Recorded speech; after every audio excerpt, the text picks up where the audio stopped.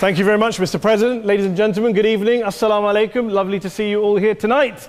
We are having a very entertaining night, are we not, with some very interesting things being said from the other side of the house tonight. Let me begin by saying, as a Muslim, as a representative of Islam, I would consider myself an ambassador for Islam, a believer in Islam, a follower of Islam and its Prophet. So, in that capacity, let me begin by apologizing to Anne-Marie for the Bali bombings. I apologize for the role of my religion and me and my people, for the killing of Theo van Gogh, for 7/7. Yes, that was all of us. That was Islam, that was Muslims, that was the Quran. I mean, astonishing claims to make in the very first speech tonight, on a day like today, where the Conservative Prime Minister of the United Kingdom is having to come out and point out that these kind of views are anathema. And I believe you're trying to stand for the Labour Party to become an MP in Brighton.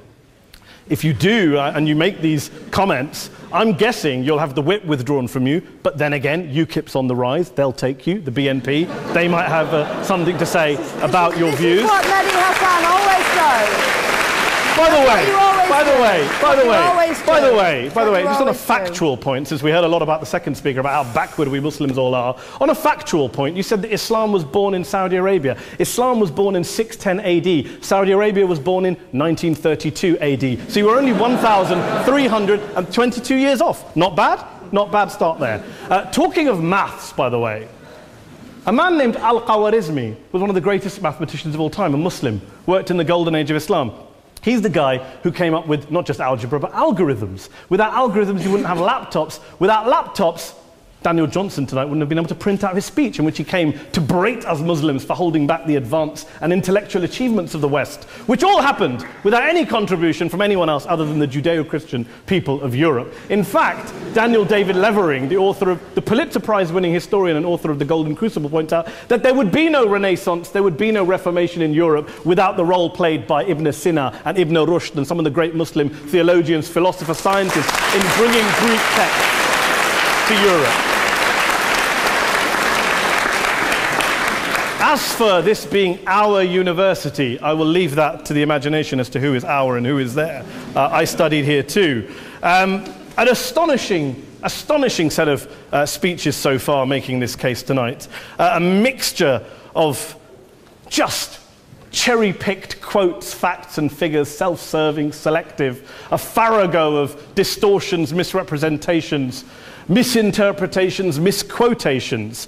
Daniel talked about my article in the New Statesman, which got me a lot of flack, where I talked about the anti-Semitism that is prevalent in some parts of the Muslim community, which indeed it is. Of course, I didn't say in that piece that it was caused by the religion of Islam. In fact, modern anti-Semitism in the Middle East was imported from, finish the sentence, Christian, Judeo-Christian Europe, where I believe some certainly bad things happened to the Jewish people. In fact, Tom Friedman, Jewish-American columnist in the New York Times, told me in this very chamber last week that he believed, had Muslims been running Europe in the 1940s, 6 million extra Jews would still be alive today. So I'm not going to take lessons in anti-Semitism from someone who's here to defend the Judeo-Christian values of a continent that murdered 6 million Jews. Moving swiftly on. Yes. Absolutely. Well, I'm about to make that point. No, I'm about to make that point. You're right. I agree with you.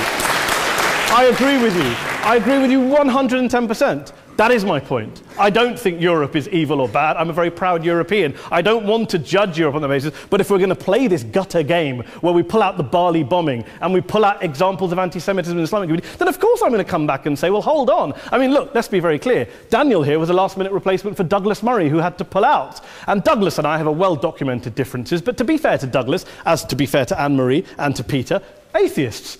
Atheists see all religions as evil, violent, threatening. What the problem I have with Daniel's speech is that Daniel comes here to run this robust defense of Christianity, forgetting that his fellow Christians, people who said they were acting in the name of Jesus, gave us the Crusades, the Spanish Inquisition, the anti-Jewish pogroms, European colonialism in Africa and Asia, the Lord's Resistance Army in Uganda, not to mention countless arson and bomb attacks on abortion clinics in the United States of America to this very day. I would like a little bit of humility from Daniel first before he begins lecturing other communities and other faiths on violence, terror and intolerance.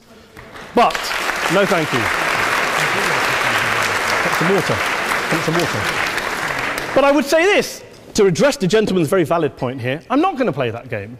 I don't actually believe that Christianity is a religion of violence and hate because of what the LRA does in Uganda or what Crusaders did to Jews and Muslims in Jerusalem when they took back the city in the 12th or 13th or whatever century it was. I believe that Christianity, like Islam, like pretty much every mainstream religion, is based on love and compassion and faith. I do follow a religion in which 113 out of the 114 chapters of the Quran begins by introducing the God of Islam as a God of mercy and compassion. I would not have it any other way. I don't follow a religion which introduces my God to me as a God of war, as some kind of Greek God of wrath, as a God of hate and injustice. Not at all. As Adam pointed out, you go through the Quran and you see the mercy and the love and the justice. And yes, you have verses that refer to warfare and violence. Of course it does. This is not a motion about pacifism. I'm not here to argue that Islam is a pacifistic faith. It is not. Islam allows military action, violence in certain limited contexts. And yes, a minority of Muslims do take it out of that context. But is it religious? Well, we talked about Woolwich. Daniel and Anne-Marie have suggested that it's definitely religion that's behind all of this. Well, actually, what I find so amusing tonight is we're having a debate about Islam. And the opposition tonight have come forward. We have a graduate in law, a graduate in modern history, a graduate in chemistry. And, you know, I admire all of their intellects and their abilities, but we don't have anyone who's actually an expert on Islam, a scholar of Islam, a historian of Islam, a speaker of Arabic, even a terrorism expert or a security expert or a pollster, let alone to talk about what Muslims believe or think. Instead, we have people coming here, putting forward these views, putting forward these sweeping opinions. Listen to Professor Robert Pape of the University of Chicago, one of America's leading terrorism experts, who, unlike our esteemed opposition tonight, studied every single case of suicide terrorism between 1980 and 2005, 315 cases in total. And he concluded, and I quote, "There is little connection between suicide terrorism and Islamic fundamentalism or any of the world's religions. Rather, what nearly all suicide terrorist attacks have in common is a specific secular and strategic goal to compel modern democracies to withdraw military forces from territory that the terrorists consider to be their homeland." And the irony is, when we talk about terrorism, the irony is that the opposition and the Muslim terrorists, the Al-Qaeda types, actually have one thing in common, because they both believe that Islam is a warlike, violent religion. They both agree on that. They have everything in common. Osama bin Laden would be nodding along to everything he's heard tonight from the opposition side. He agrees with them. The problem is that mainstream Muslims don't. The majority of Muslims around the world don't. In fact, a gentleman here started quoting all sorts of polls. Gallup carried out the biggest poll of Muslims around the world, of 50,000 Muslims in 35 countries. 93% of Muslims rejected 9/11 and suicide attacks. And of the 7% who didn't, they all, when polled and focus grouped, cited political reasons for their support for violence, not religious reasons. And as for Islamic scholars and what they say, well, Daniel talks about our University of Oxford. We'll go down to Oxford Centre for Islamic Studies, get hold of a man named Sheikh Afifi al-Akiti, who is a massively well-credentialed and well-respected Islamic scholar, who has studied across the world, who in the days after 7/7 published a fatwa denouncing terrorism in the name of Islam, calling for the protection of all non-combatants at all times, and describing suicide bombings as an innovation with no basis in Islamic law. Go and listen to Sheikh Tahir al-Qadri, one of Pakistan's most famous Islamic scholars, who published a 600-page fatwa condemning the killing of all innocents and all suicide bombings unconditionally without any ifs or buts. There's nothing new here. This is mainstream Islam, mainstream scholarship, which has said this for years. You don't go out and kill people willy-nilly in the high street or anywhere else, on a bus or a mall, based on verses of the Quran that you cherry-pick without any context, any understanding, any interpretation, or any commentary. Point of information. Please. Well, it doesn't happen apparently. I didn't say it doesn't happen at all. I never said it didn't happen. I don't blame Islam. Yes, it's a very good point. And a lot of us are campaigning against that. And we're campaigning against it in the name of Islam. We're campaigning against it in the name of various interpretations of Islam. Anne-Marie comes and scares us with her talk of Sharia law. I would like to see the book of Sharia law. It doesn't exist. People argue over what Sharia law is.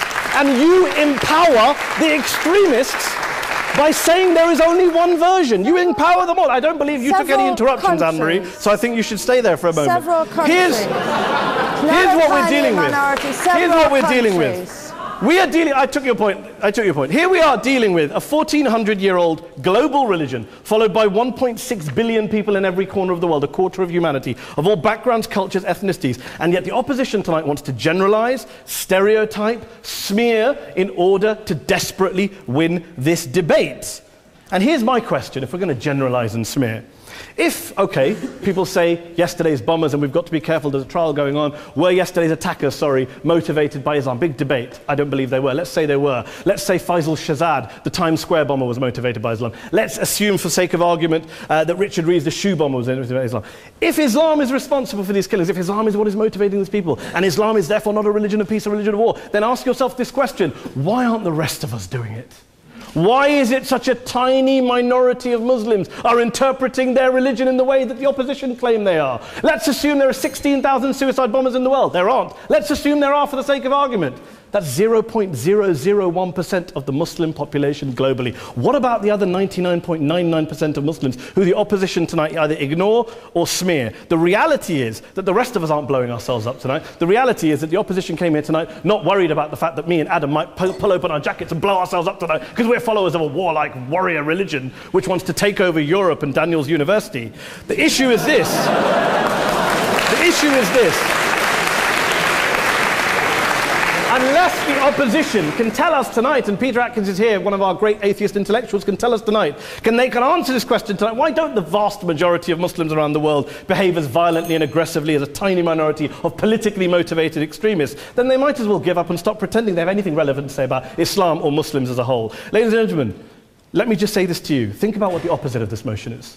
If you vote no tonight, think about what you're saying the opposite of this motion is. That Islam isn't a religion of peace, it's a religion of war, of violence, of terror, of aggression. That the people who follow Islam, me, my wife, my retired parents, my 6-year-old child, that 1.8 million of your fellow British residents and citizens, that 1.6 billion people across the world, your fellow human beings, are all followers, promoters, believers in a religion of violence. Do you really think that? Do you really believe that to be the case? They say that in the Oxford Union, the most famous debate was in 1933 when Adolf Hitler looked out for the result of the King and Country motion, where they voted against fighting for king and country, and Hitler was listening out for the result. Well, tonight, 80 years on, there are two groups of people around the world who I would argue are waiting for the result of tonight's vote. There are the millions of peaceful, non-violent, law-abiding Muslims both in the UK, Europe, Asia, Africa and beyond, who see Islam as the source of their identity, as a source of spiritual fulfillment, of hope, of solace.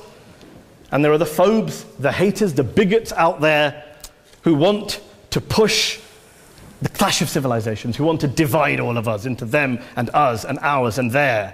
Ladies and gentlemen, I urge you all not to fuel the arguments of the phobes and bigots. Don't legitimize their divisions. Don't legitimize their hate. Trust those Muslims who you know, who you've met, who you hear, who don't believe in violence, who do want you to hear the peaceful message of the Quran as they believe it to be taught to the majority of Muslims, the Islam of peace and compassion and mercy, the Islam of the Quran, not of Al-Qaeda. Ladies and gentlemen, I beg to propose this motion to the House. I urge you to vote yes tonight. Thank you very much for your time.